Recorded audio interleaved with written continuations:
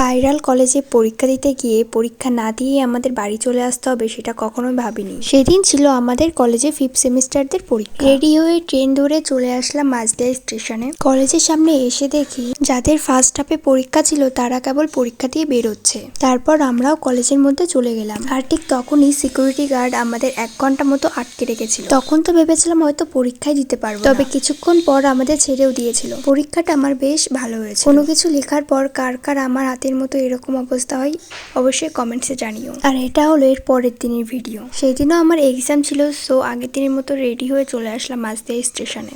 মাঝদিয়া কলেজে একটা সিনেমার শুটিং হয়েছিল। কি সিনেমার শুটিং হয়েছিল সেটা অবশ্যই কমেন্টসে জানিও। আগের দিনের মতো আজও আমাদের আটকে রেখেছিল প্রায় 1 ঘন্টা মতো। এটা দেখে মনে হচ্ছে কলেজের সব মেয়ে আজ এখানেই চলে এসছে। তো সেদিন ছিল আমার ফার্স্ট হাফে পরীক্ষা। এই পরীক্ষাটাও বেশ ভালো হয়েছে আমার। ভিডিওটা ভালো লাগলে একটা সাবস্ক্রাইব, লাইক আর শেয়ার করে যেও।